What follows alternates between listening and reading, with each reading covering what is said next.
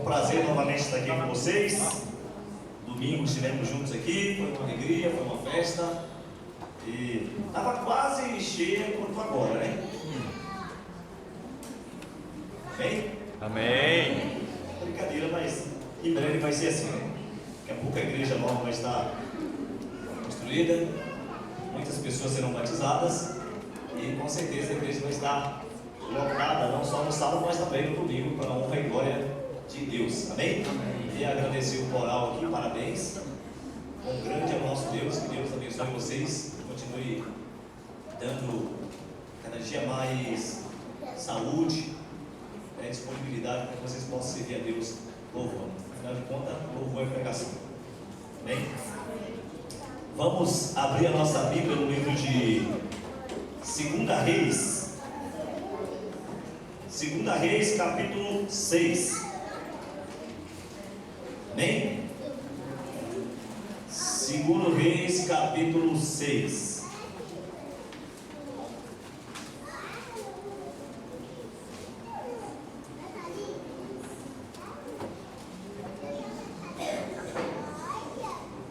Quão grande é o meu Deus.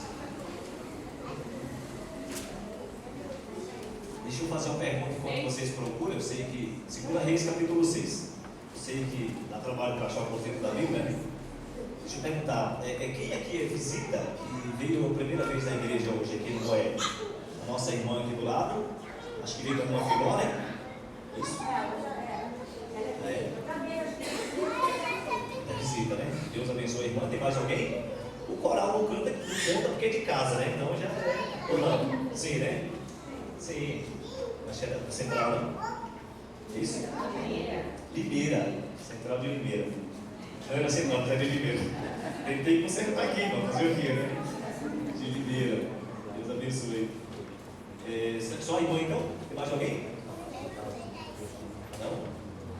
Eu pergunto porque, para quem não sabe, eu trabalho com evangelismo aqui, e aí minha função, né, além de ajudar na pregação, é estar visitando também estudo bíblico. Então eu gosto quando tem visitas, para poder, depois do culto aí, a gente está visitando. Para quem não sabe, a gente fica aqui até as 9, 10 da noite. A gente vem para cá, a gente mora em Hortolândia, e vem para cá e fica até as 10, às 9 da noite aí, visitando também estudo bíblico. É uma maratona. A gente vem para cá e fica o dia inteiro. 2 Reis, capítulo 6. Amém, misericórdia? Amém. Amém. Feche os teus olhos para fazer mais uma oração. Grandioso Deus, maravilhoso Pai, Criador dos céus e da terra. Quão poderoso, quão grandioso é o Senhor, Pai. O coral cantou aqui, ó Deus, aquilo que realmente está em nosso coração. Quão grande é o nosso Deus. A gente não tem palavras, ó Deus, para expressar quão grande és tu. Pai amado, nesse momento que se segue, ó Deus, a adoração a Ti através da palavra agora. Já foi a palavra cantada, agora Deus, vamos estudar um pouco a Tua palavra também, escrito. E eu peço ao Senhor, Pai, por favor, em nome de Jesus, o Espírito Santo do Senhor conduza essa hora como tem conduzido todo o culto. Que não seja um Leandro, mas que o Senhor Deus fale conforme a Tua vontade, de acordo com a necessidade do Teu povo. E que cada um aqui, ó Deus, possa estar com o coração aberto. Que o Espírito Santo conduza as mentes aos céus, para que cada um possa receber o alento e o alimento de acordo com a necessidade. Por favor, Deus, eu te peço, em nome de Jesus. Amém. 2 Reis, capítulo 7, fala um pouco aqui sobre a perseguição, o cerco de Samaria. 2 Reis, capítulo 6. Obrigado, Bruna. E a gente vai estudar um pouquinho sobre essa história, né? É um capítulo que tem muito a nos ensinar.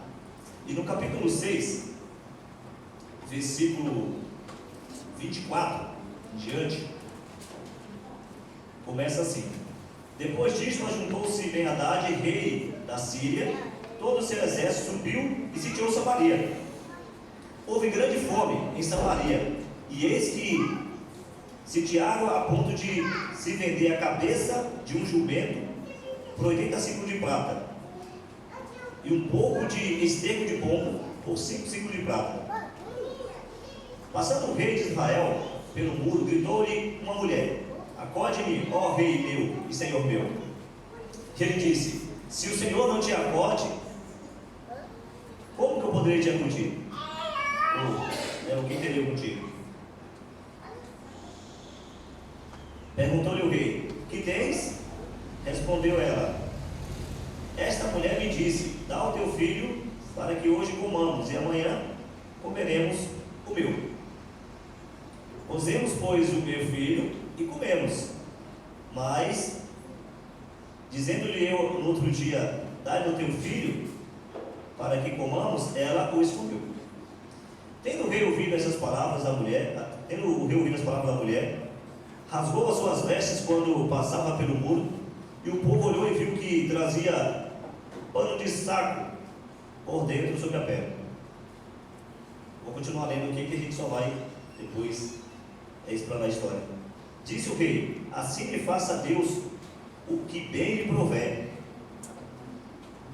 O que bem lhe aprover, se a cabeça de Eliseu, filho de Zafate, lhe ficar hoje sobre os ombros. Estava, porém, Eliseu sentado em sua casa, juntamente com os anciãos. Enviou o rei um homem de diante de si. Mas antes que o mensageiro chegasse, Eliseu disse aos anciões: vede como o filho do homicida mandou tirar-me a cabeça. Olhai, quando vier o mensageiro, fechai-lhe a porta e empurrai com ele. Porventura não vem após ele o ruído dos pés do seu senhor? Falava ele ainda quando lhe chegou o mensageiro: eis que este mal vem do Senhor. Que mais, pois, esperaria eu do Senhor? Então disse Eliseu: ouve a palavra do Senhor. Assim diz o Senhor: amanhã, a estas horas, mais ou menos, dar-lhe-á um alqueire de farinha por um ciclo, e 2 de cevada por um ciclo, à porta de Samaria. Porém o capitão, cujo braço o rei se apoiava, respondeu ao homem de Deus: ainda que o Senhor fizesse janelas no céu, poderia suceder isso?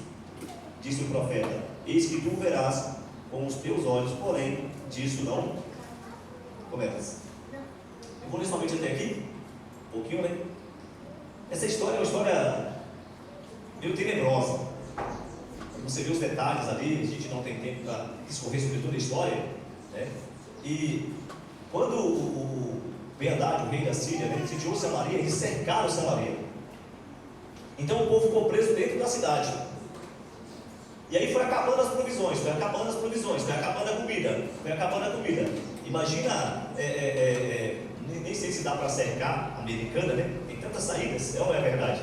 Tem tantas saídas, tem que ser um grande exército, né, Gilson?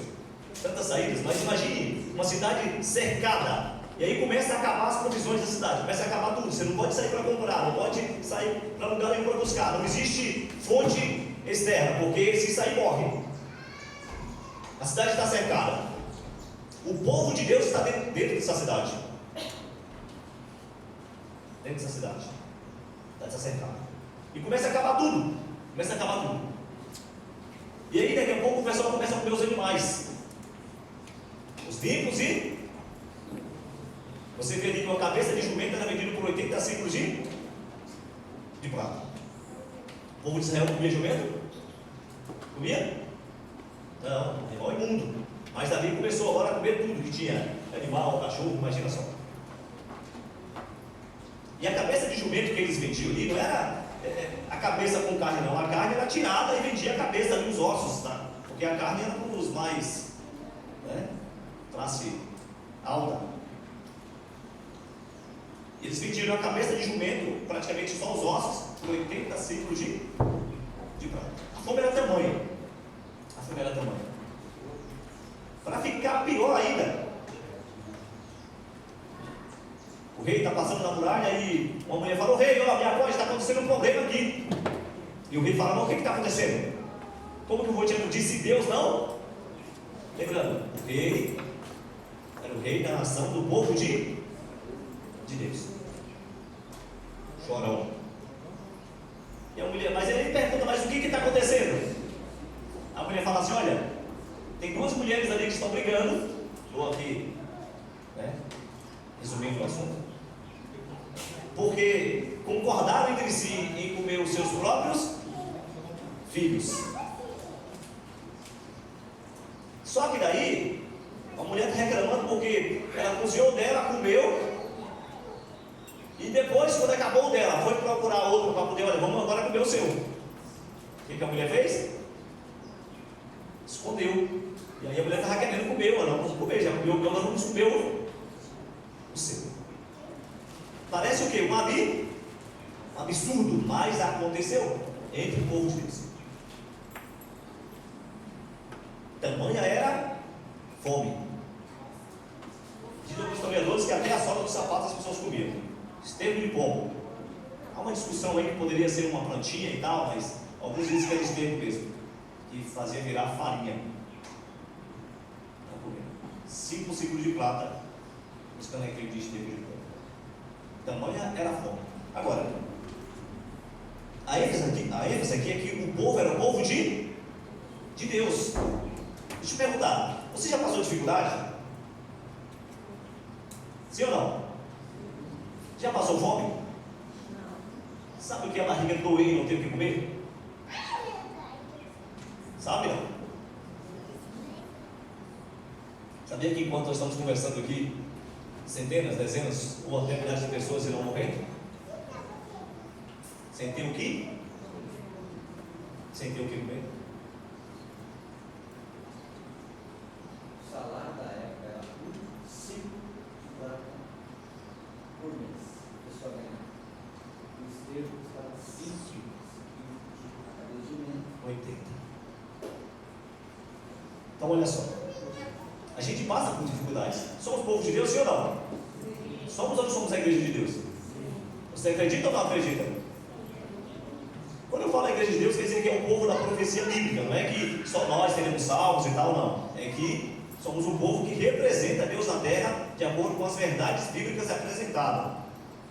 Somos esse povo, esse povo. Somos aí, podemos dizer, o Israel espiritual. Passando por dificuldades, tem algumas privações? Tem sim, tem lutas. Só que, aqui nesse caso, por que o povo de Deus passou por isso? Se eu não me engano, aí 3 anos o seco durou. 3 anos.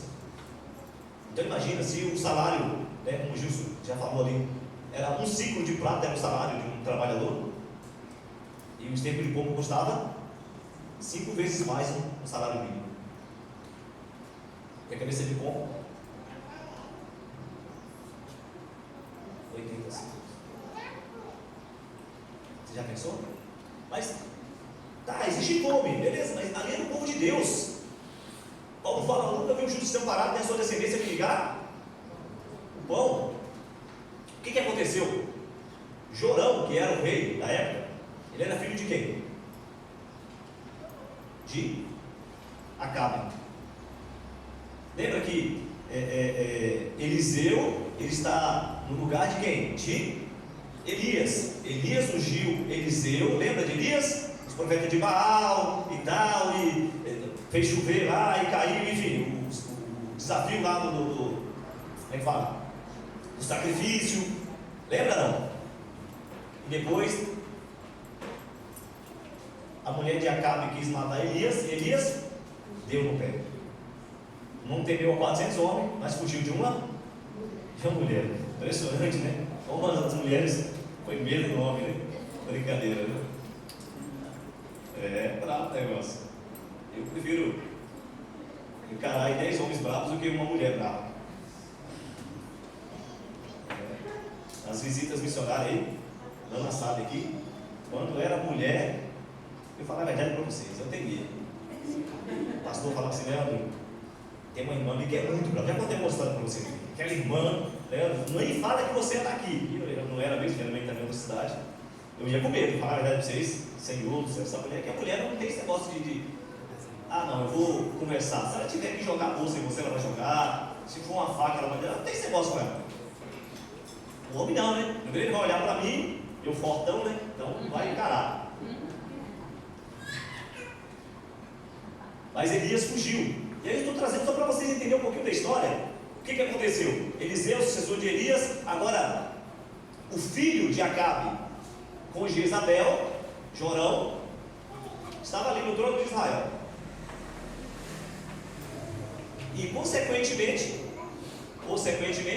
cometendo os mesmos erros que o seu pai. Idolatria.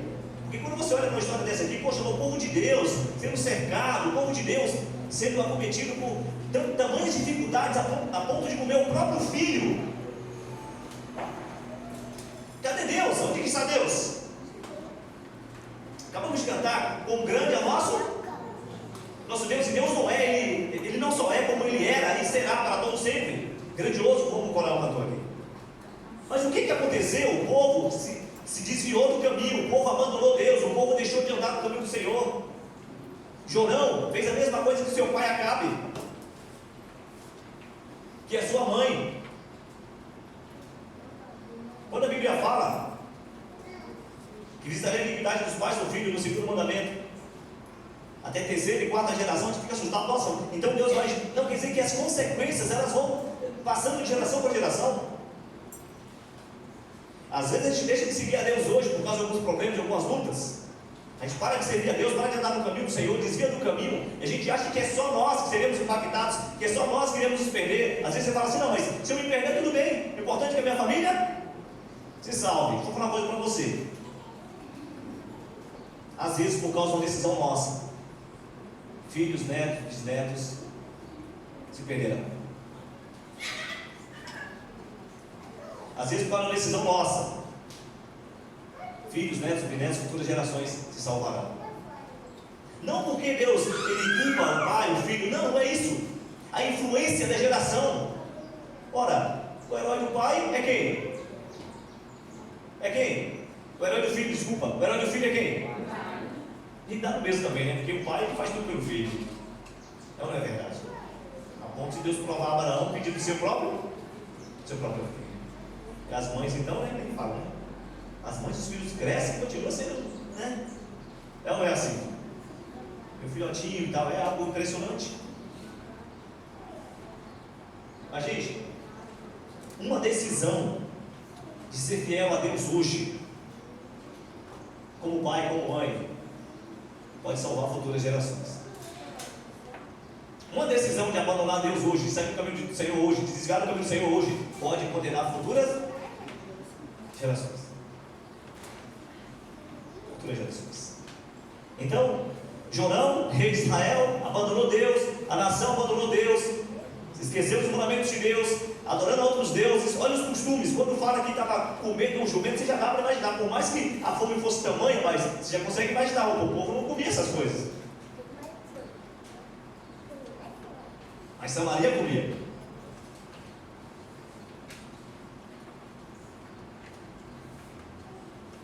A ponto de comer o próprio filho. O que o rei faz? O que o rei faz? O rei então se veste de pano de saco e ora a Deus, fala: Senhor, perdoa a nação, ajuda a nação. Não foi assim? O que o rei faz? O rei fala assim: olha, depois que ele ouve isso aqui, ele fala: não, agora que eu fica aqui, cara, como diz a Bahia. Amanhã,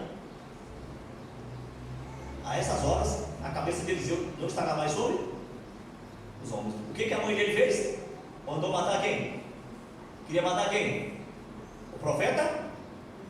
O profeta Elias. Lembra de Isabel? Mulher de Acabe, que era rei de Israel. Elias deu no pé, já contei a história aqui. E agora o seu filho, Jorão, manda matar quem? Eliseu. E aí manda o soldado, só que interessante, antes que o soldado chegasse lá em Eliseu, Deus já tinha avisado para Eliseu: olha, tá vindo aí o camarada aí, pega, fique tranquilo. O bicho pegou. E aí antes de chegar o soldado ali, o Eliseu já fala: olha, tá vindo um camarada aí, ele está querendo minha cabeça. Então fecha a porta e empurra e tal. E aí, Eliseu segura aquele homem. Mas Eliseu também fala para aquele homem que Deus vai dar livramento a Israel. Amém? E aí Eliseu manda dizer para ele assim: olha, amanhã, cadê? Deixa eu puxar aqui.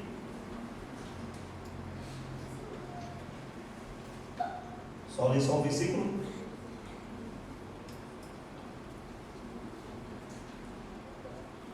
Assim, ó. Então disse Eliseu, capítulo 7. Disse Eliseu: ouve a palavra do Senhor.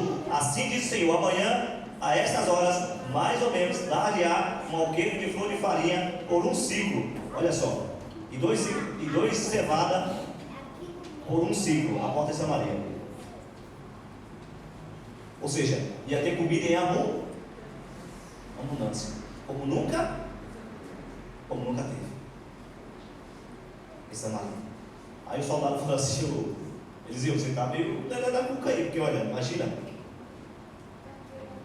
nem se Deus abrisse a janela do céu, tal coisa poderia acontecer, não tinha saída, o povo estava cercado, a fome era muito grande. E aí Eliseu fala: Deus manda dizer que amanhã, essa hora mais ou menos, a história vai mudar. Ele não acredita. Não acredito. Sabe, amigos, a gente como povo de Deus tem momentos também que a gente olha assim para os quatro lados da história e fala: não tem saída. Não tem saída. O que eu vou fazer para resolver isso? Você sabe o que é interessante? Que quanto mais apertado estamos, quanto mais complicada está a situação, mais difícil para se ver a saída. Parece que nossos olhos escurecem, sim ou não? A gente não consegue ver saída. Quando tudo vai bem, estava conversando sobre isso ontem com minha esposa. Quando tudo vai bem, você começa a ver possibilidades. Eu vou investir nisso, eu vou investir naquilo, eu vou investir naquilo outro, e eu posso, sim ou não? Mas quando as coisas estão apertadas ali, você começa a tentar achar uma saída, você não acha. Parece que realmente a sua mente é tomada, os seus olhos se escurecem e você não consegue ver saída. E aí que está o grande problema, porque quando a gente não consegue enxergar a saída, a gente não consegue enxergar Deus.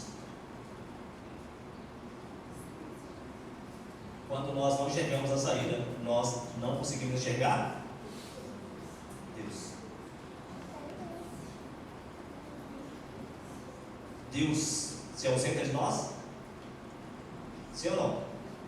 Se esquece de nós? Ainda que uma mãe se esqueça de um filho, ainda assim eu não me esquecerei de ti. E é incrível como eu gosto de pregar daquilo que eu passo, daquilo que eu sinto. Eu gosto de pregar, vocês sabem disso. E é incrível como a gente vacila facilmente, a gente começa a oscilar, começa a pensar, às vezes a gente deixa Deus realmente de lado, a gente esquece que Deus está ali, que Deus é grandioso, que quão grande é o nosso Deus. A gente esquece com muita facilidade. E aí eu vou resumir a história que eu já li para vocês. Na cidade tudo continuou como era antes. À noite, os leprosos que ficavam do lado de fora da cidade, do lado de fora dos muros da cidade, 4 leprosos, esses leprosos eles comiam do resto. Sabe, quem aqui já criou porcos? Porcos? Alguém já criou? Não? Todo mundo admite ser de besta, né? Você que pensa. Já, né? Então já criei porcos, já. Na verdade eu não, meu pai, né? Mas a gente estava junto ali. Criava e comia, matava um porquinho ali, comia na roça, um pedacinho para cada um, aquele negócio da roça, sabe? E o porco a gente dá o que? Essa vagem, não é isso? O resto, a gente pega tudo que sobra ali e, para quem já criou, porque quem não criou sabe que aceita bem, não tem pedido para porco, não. Só para cachorro.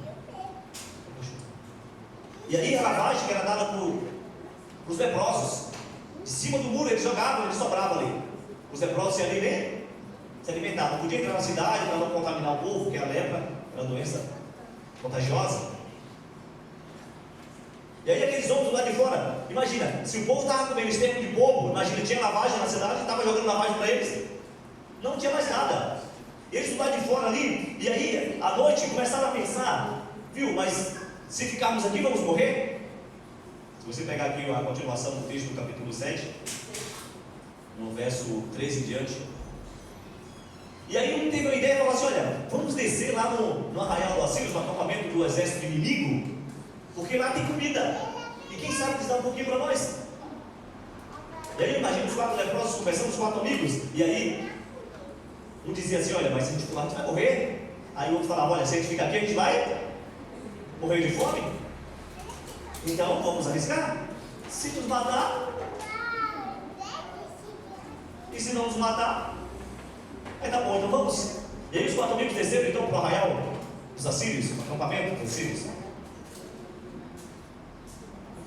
E eles foram chegando, imagina o medo, né? E a fome, foram chegando. E a primeira barraca que eles olharam não tinha nada, não tinha ninguém. E foram encontrando ali armas no caminho, e armaduras. E eles foram encontrando um monte de coisas. E não tinha ninguém. E entraram em uma barraca, entraram em outra, e o acampamento inteiro estava vazio. O acampamento inteiro estava vazio. E eles começaram a comer, imagina, leprosos. Ninguém queria estar perto de um leproso. Ninguém poderia estar perto de um leproso. E eles começaram ali e comeram e o que podia comer, e pegando ouro, pegando prata, pegando o que podia ali. E aqui eu acho a parte mais interessante da história. Um deles pensou assim: viu, não é bom o que estamos fazendo. Enquanto estamos aqui comendo, o povo está lá morrendo de fome.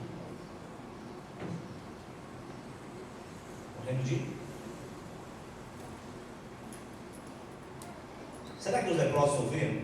Sim ou não? Mas fazia parte do povo de Deus.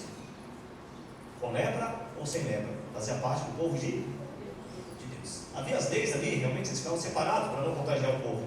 Eram maltratados também, enfim. Mas eram os filhos de Deus. Eu acho incrível que mesmo na situação que eles estavam, não negou em levar, entregar as boas novas. Incrível. E aí conversaram entre si: é verdade, vamos embora, porque se deixar para amanhã, o pessoal vai dizer que a gente ficou aqui e tal, seremos culpados. E aí voltou aqueles 4 leprosos. Quem sabe algumas coisas trouxeram com eles para poder provar que ele estava falando a verdade. E quando chegou em Samaria, então eles gritavam do lado de fora: ei, olha, Deus removeu os inimigos. Ei, os filhos foram embora, não tem ninguém. Se você estivesse do lado de dentro ouvindo isso, o que você pensaria? Você acreditaria? Imagina, nem eu. Imagina. Os leprosos. Imagina, quem vai ouvir os leprosos? E eles continuaram insistindo.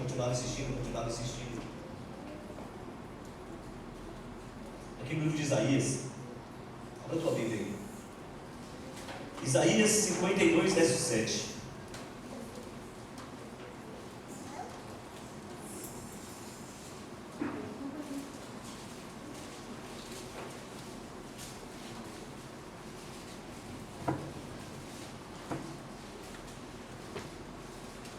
Isaías 52, verso 7.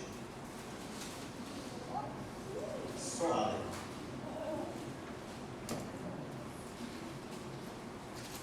Os leprosos gritavam, 52, 7. Gritavam. E aí, alguém foi lá no interior do palácio e falou: olha rei, tem sabe, os leprosos estão gritando ali, dizendo que foram lá no acampamento, não tem ninguém lá, soldados.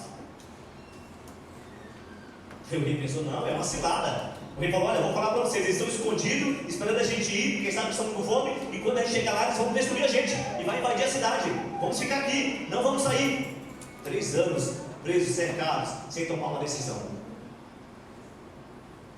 Esse povo poderia se arrepender dos seus pecados, poderia ter clamado a Deus, poderia ter abandonado os falsos deuses. Mas mesmo assim não se arrependeu. Sabe quando Elias orou ali, parou de chover? No finalzinho, quando volta tudo ali no final da história, a parte do sacrifício, o povo estava praticamente igual a antes. Quanto tempo sem chover? O tempo de Elias?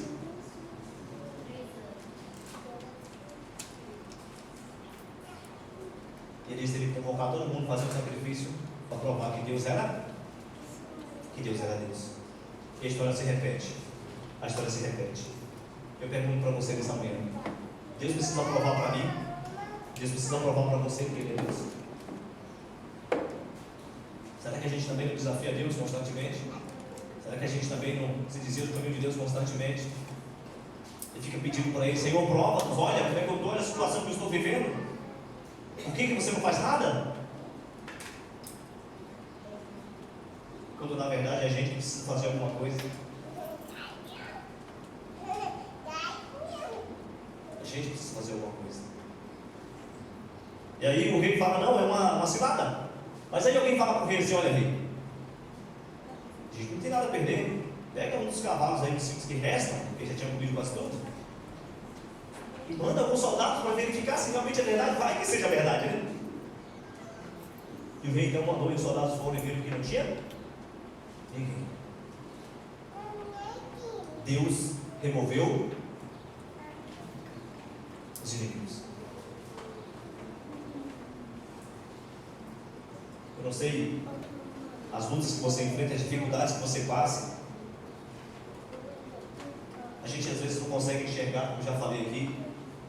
Mas, irmãos queridos, Deus já removeu os inimigos.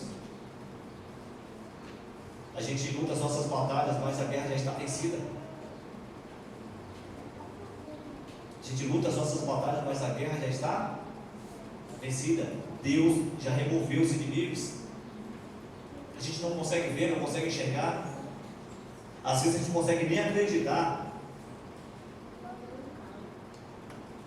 Mas com Deus o impossível pode acontecer. A qualquer momento. A questão toda é que acontece no tempo certo. Lembra dos frutos que a gente estudou domingo? Acontece no tempo certo, mas Deus já removeu os inimigos. E houve abundância em Samaria. Houve abundância em Samaria.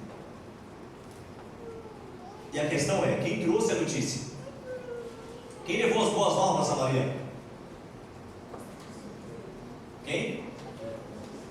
Os leprosos, aqueles que eram excluídos da sociedade, que ninguém dava nada por eles, que não tinha valor nenhum. Esses que trouxeram as boas novas. Aqui Isaías 52, verso 7. O que diz aí? Quão formosos são o quê?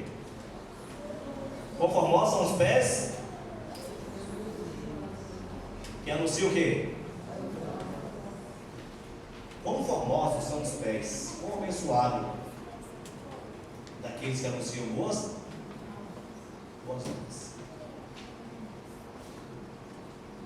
Sabe, os leprosos tinham as suas lutas. Problema físico, problema social, quem sabe problema emocional, psicológico, porque exclui da sociedade. Saúde nem se fala, né? Isso não tinha saúde. Mas o que eu acho incrível é que mesmo assim, anunciaram as boas novas. Não olharam só para si mesmo. Não ficaram com as coisas também só para si mesmo. Se eles ficassem no acampamento quieto, talvez o povo nem saberia. Mas Deus lhe deu a missão, ou lhes deu a missão. E eles cumpriram a missão. Quão formosos os pés dos que pregam as boas novas. Irmão queridos, olha aqui com meus olhos azuis. A gente perde muito tempo bobagens. A gente perde muito tempo com picuinhas. A gente perde muito tempo com contendas. A gente perde muito tempo falando mal do outro. A gente perde muito tempo discutindo com os outros.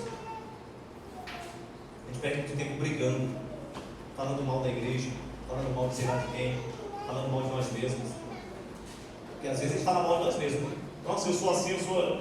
Às vezes é verdade, mas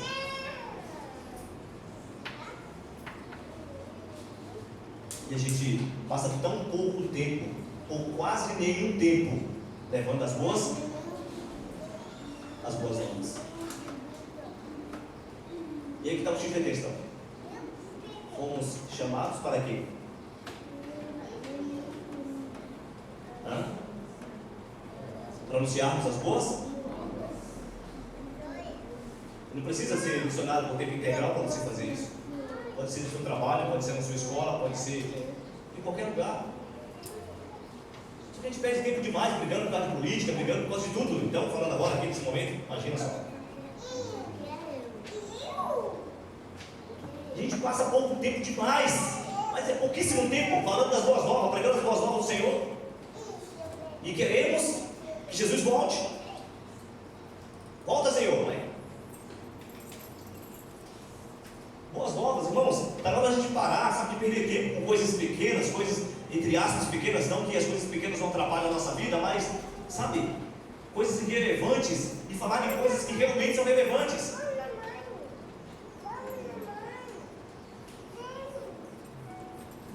A gente quer ser abençoado. Aliás, nós estamos sendo abençoados. Eu não tenho dúvida nenhuma que todos nós aqui estamos sendo abençoados por Deus. Nenhuma dúvida. Todos nós aqui, do maior ao menor, tem sido abençoados por Deus. A prova é que você está aqui. A prova é que você está vivo. A prova é que você ainda tem esperança. Todos nós aqui temos sido abençoados por esse grande Deus. Mas os nossos pés têm sido formosos. Está na hora de a gente parar de perder tempo com coisas supérfluas. Está na hora de a gente amadurecer.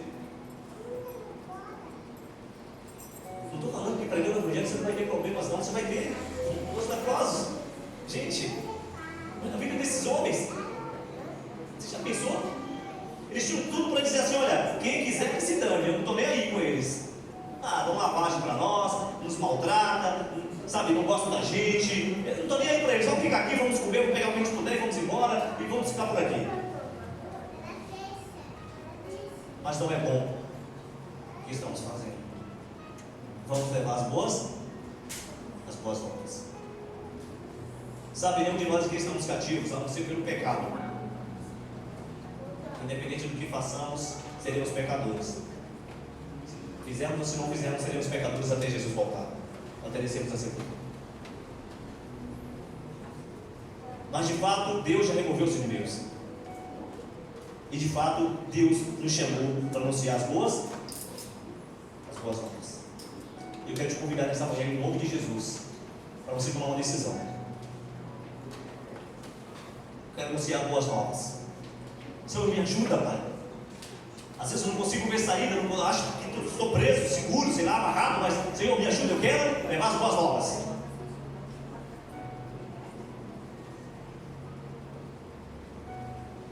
Eu quero te convidar a tomar essa decisão em nome de Jesus.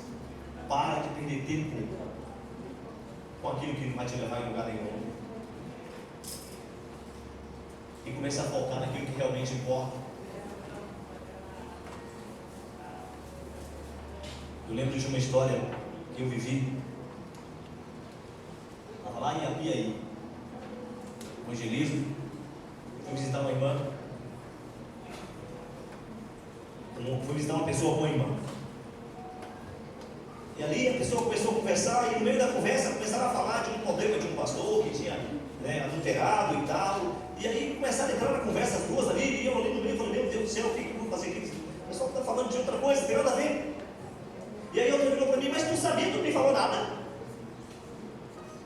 Já tem 3 anos, tu não me falou nada, agora tem que saber. Falei: irmã, eu não estou aqui para isso. Não, mas tem que falar. Falei: irmã, tem que falar. Não estou aqui para isso. Deus me chamou para pregar as boas. Não estou falando para vocês que eu não perco tempo com coisas supérfluas. Estou falando para vocês que é na hora da gente acordar e parar de perder tempo com as coisas que não nos levam em lugar nenhum. Entenda que Deus já removeu os teus inimigos. Entenda que Deus te chamou para pregar as boas novas, levar o evangelho avante, ensinar as pessoas que Deus é bom, que Deus é grande, e que não há nada impossível para ele. Aquele soldado que duvidou da palavra, que disse que ainda que se a cristiana era do céu, tal coisa não poderia ser dele. Ele morreu na porta da cidade. Quando o povo ficou sabendo que tinha alimento no arraial, como saíram tudo correndo, ele estava na porta, morreu pisoteado. Viu, mas não comeu, como disse o profeta Eliseu. Quem duvidou daquilo que Deus disse que ia fazer? Eu quero te convidar. Acho que o coral vai cantar mais uma música. Onde se aproveita. Eu queria te convidar por 3 coisinhas. Primeiro, entender que Deus já removeu os seus inimigos. Você é livre, sirva a Deus. Segundo, pare de perder tempo com coisas supérfluas. Terceiro, leve as boas novas.